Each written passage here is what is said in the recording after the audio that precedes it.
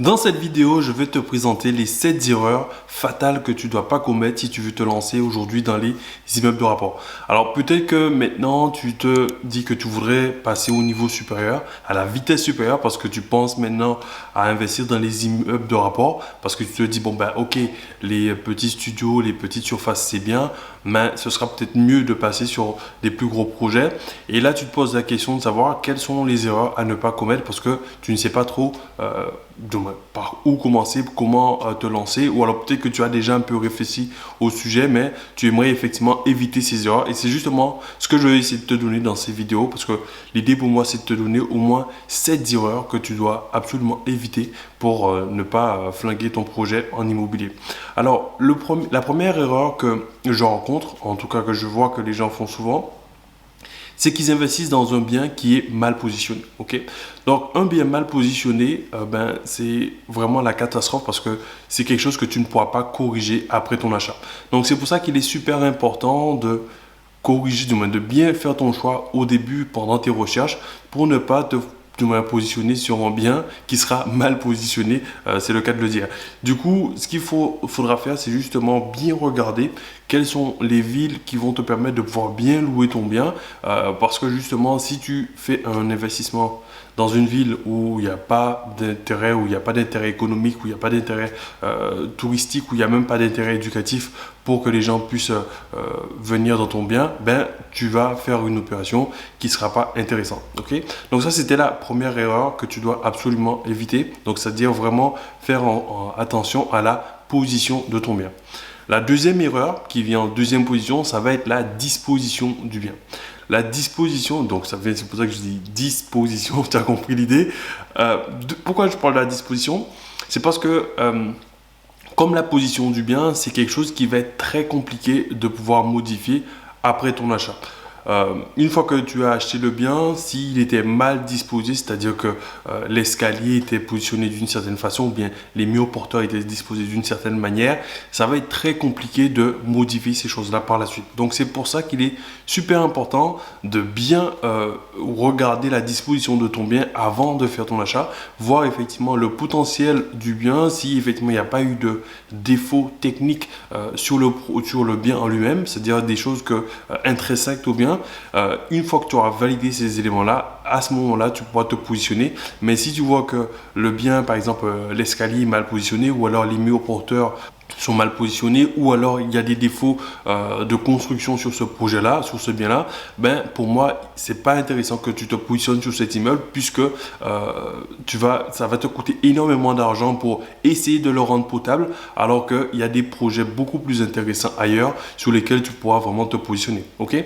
Donc, deuxième erreur, vraiment faire attention à la disposition de ton immeuble avant de te positionner dessus.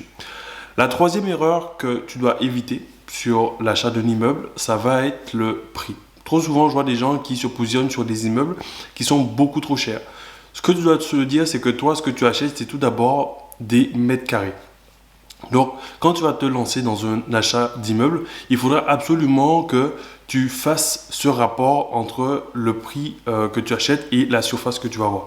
Parce que même si tu achètes un bien même si ça s'appelle un immeuble, c'est pas pour autant que tu dois payer l'immeuble 300 000 euros, 400 000 euros. Non, il faut vraiment que tu puisses avoir un ratio que tu vas pouvoir analyser et qui soit vraiment très précis. Et ce ratio-là, c'est vraiment le prix au mètre carré. Et pour pouvoir faire ça, c'est-à-dire que tu vas simplement prendre le prix du bien que tu vas diviser par la surface du bien et là, tu vas avoir le prix au mètre carré du bien. Et ce que tu vas pouvoir faire, c'est que tu vas pouvoir analyser ce prix au mètre carré du bien que tu veux acheter, de l'immeuble que tu veux acheter, avec le prix au mètre carré de ton secteur. Si tu vois que en achetant le bien, tu as déjà un prix au mètre carré qui est supérieur au prix du marché, ben là, je peux déjà te dire que ce n'est pas du tout une bonne affaire et à ce moment-là, il faudra te repositionner ou alors négocier le bien. Ok? Donc, il faut vraiment faire attention au prix du bien. Donc, ce n'est pas juste le prix, qu'est-ce qui est affiché sur l'annonce, mais c'est surtout quel est le prix au mètre carré que tu achètes parce que toi, avant tout, ce que tu achètes, c'est des mètres carrés que tu achètes pour pouvoir les mettre toi ensuite à la location. Donc vraiment faire attention au prix au mètre carré. Et si tu veux, tu peux aller sur des sites comme Meilleur Agent qui vont te permettre de justement voir un peu le prix au mètre carré sur ton secteur, ou alors tout simplement en fonction du pays dans lequel tu es, tu tapes prix mètre carré de ta ville sur Google et tu devrais avoir le prix moyen. Et toi, à ce moment-là, il faudra que tu essaies de bien te positionner pour que tu puisses faire des bonnes opérations. La quatrième erreur que tu dois éviter justement, c'est le fait d'avoir un bien qui n'a pas suffisamment de potentiel. Pourquoi je dis ça? Parce que tout à l'heure, comme je t'ai expliqué, toi, tu vas acheter des mètres carrés. Et si tu achètes un bien qui est cher, mais qui n'a pas de...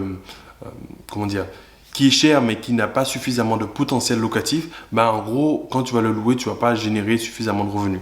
Toi, ce qui est important pour toi dans une opération, dans un investissement, c'est surtout ce que l'investissement va te ramener. Et si tu achètes un bien, un immeuble qui n'a pas suffisamment de logements, ben en fait, ton seuil de rentabilité, il sera très haut. Et du coup, pour pouvoir être rentable, il faudra que tous tes logements soient loués et que du moins en tout cas, ce sera très compliqué pour toi de rentrer dans ta rentabilité. Alors que si par exemple par exemple, au lieu d'avoir un immeuble avec 2 logements, tu as un immeuble avec 4-5 logements, même s'il y a une personne qui ne paye pas ou même s'il y a un logement qui est libre, mais tu sais que tu auras quand même 3 ou 4 autres locataires qui vont te permettre de pouvoir au moins avoir les mensualités de ton bien. Donc, c'est pour ça qu'il faut vraiment faire attention au potentiel du bien et c'est vraiment ça qui va te permettre de savoir si tu fais une bonne opération ou pas.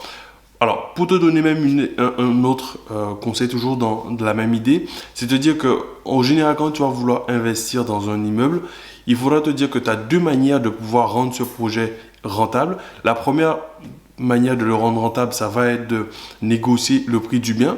Et la deuxième manière, ça va être d'optimiser le potentiel du bien. C'est-à-dire que si tu as un immeuble qui avait au départ peut-être 3 logements, mais toi avec les autorisations qu'il te faut, tu arrives à passer peut-être de 3 à 5 ou à 6 logements, ben là effectivement tu vas augmenter ton potentiel locatif, ce qui va te permettre d'avoir un immeuble qui sera beaucoup plus rentable. Donc vraiment garde à l'esprit quel est le potentiel locatif de ton bien, c'est-à-dire que est-ce que tu peux louer 2, 3, 4, 5 logements parce que justement pour la même surface, si tu peux louer à plus de personnes, ben, tu auras un investissement qui sera beaucoup plus sûr et qui va te ramener beaucoup plus d'argent. Ok.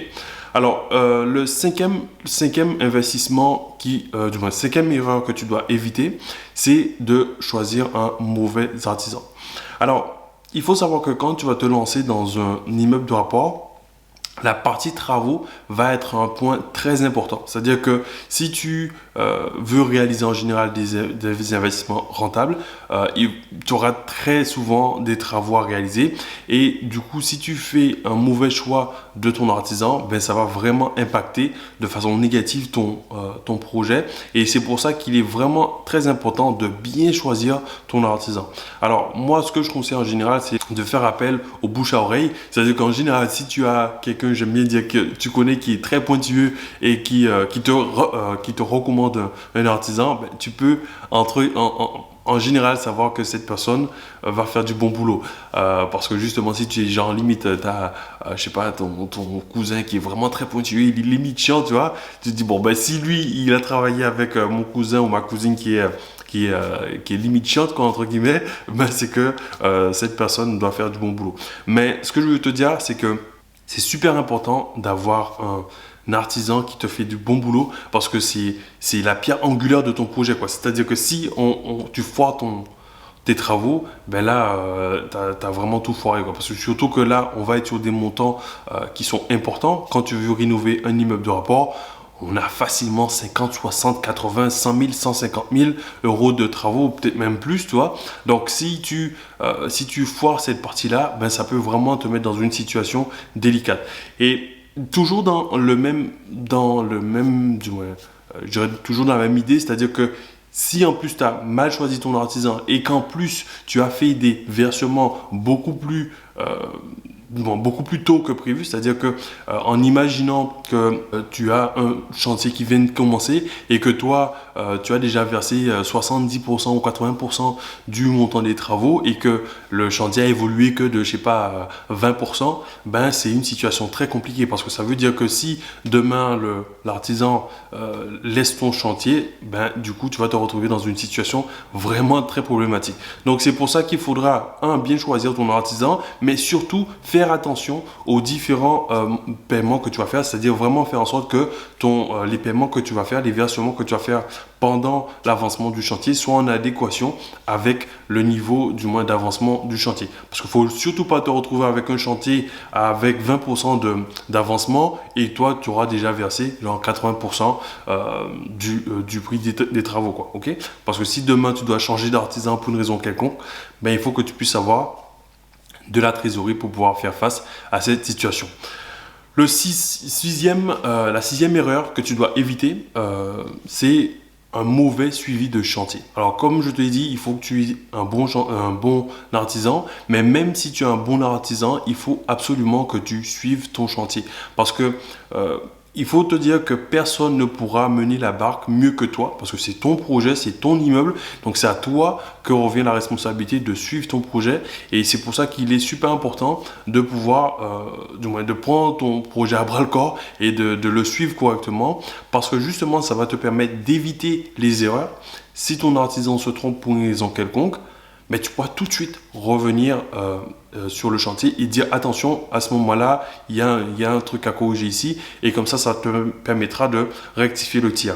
Mais il ne faut surtout pas que tu laisses ton chantier comme ça un peu à l'abandon en te disant ben, je viendrai à la fin et faire mon, comment on dit ça, l'inspecteur des travaux finis. Non, là tu ne fais pas du tout l'inspecteur des travaux finis. Nous on fait l'inspecteur du suivi chantier actuel, quoi, tu vois. Donc vraiment, ce que je te conseille, ce que je t'invite à faire, c'est vraiment de faire un suivi très régulier de ton chantier. Moi je pense que une fois par semaine, c'est le strict minimum que tu dois faire parce qu'il y a certaines étapes, certaines phases du chantier qui vont avancer très vite. Et si tu rates ces phases-là, ben en fait, ce sera très compliqué de revenir dessus. En tout cas, ça va te coûter très cher. Par exemple, si on prend l'exemple du placo, c'est-à-dire qu'une fois que le placo il est posé, ben, tout ce qui était derrière, c'est-à-dire la tuyauterie, l'isolation, etc., si tu ne les avais pas vérifiés avant la pose du placo, ben, c'est très compliqué. Ou même, par exemple, la VMC, c'est-à-dire si tu n'avais pas vérifié que l'artisan avait bien préparé les gaines de ventilation, ben ça va être très compliqué de les mettre. Du coup, tu vas devoir faire des choses pour rafistoler et ça va être très compliqué. Donc, c'est pour ça que je t'invite vraiment à suivre ton chantier régulièrement pour ne rien rater et s'il y a une erreur, pour que tu puisses directement rectifier le projet. Ok? La septième erreur que tu dois éviter, c'est d'avoir une mauvaise fiscalité. Comme tu le sais, si tu te lances dans les immeubles de rapport, c'est très certainement pour gagner beaucoup plus. Donc, qui dit gagner plus peut éventuellement dire payer un peu plus d'impôts. Et c'est pour ça qu'il est important de vraiment bien choisir ta fiscalité et pas juste te dire, ben ok, je vais choisir de faire une SCI ou je vais choisir de me mettre à LMNP, je vais choisir de me mettre en LMP ou je sais pas, en fonction parce qu'il y a mon cousin qui a fait ça ou qui a fait ci. Il faut vraiment que tu choisisses ta stratégie pour justement qu'elle soit adaptée à ta situation actuelle, à ta situation familiale et à tes objectifs. C'est-à-dire que trop souvent, je vois des gens qui se disent, bon ben, ok, mon cousin, il a fait une SCI, ben, je vais faire une SCI. Très mauvais choix. Peut-être que la SCI n'est pas adaptée à ta situation et à tes objectifs. Donc, c'est pour ça qu'il est important de bien comprendre les rouages de la fiscalité pour savoir qu'est-ce qui correspondra le mieux à ton projet pour que tu puisses, toi, avoir un projet qui soit optimisé.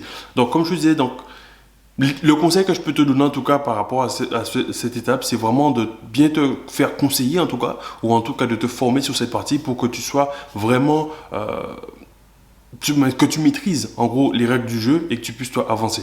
Donc là, on arrive maintenant à la fin de cette vidéo. J'espère que ça t'a aidé. Donc pour récapituler, là, il y a 7 erreurs que tu dois éviter. La première erreur, c'est avoir un bien qui est mal positionné. La deuxième erreur, c'est avoir un bien qui est mal disposé, une mauvaise disposition. Troisième erreur, un bien qui soit trop cher, avoir un mauvais prix. Quatrième erreur, c'est avoir un bien avec un mauvais potentiel locatif, donc avec un potentiel locatif trop faible. Cinquième erreur, c'est choisir un mauvais artisan. Sixième erreur, c'est ne pas faire un bon suivi de ton chantier. Et septième erreur, ne pas avoir une bonne fiscalité. Voilà, en tout cas, j'espère que cette vidéo t'a plu, j'espère que ça t'a aidé. Si c'est le cas, je t'invite à me mettre un pouce bleu. Et si tu veux pas rater d'autres vidéos comme celle-ci, je t'invite à cliquer sur le bouton s'abonner pour rejoindre des milliers d'investisseurs qui ont déjà rejoint la chaîne. Et puis d'ici là, mon ami, je te souhaite une excellente journée. Je te dis à très bientôt et je te dis ciao, ciao.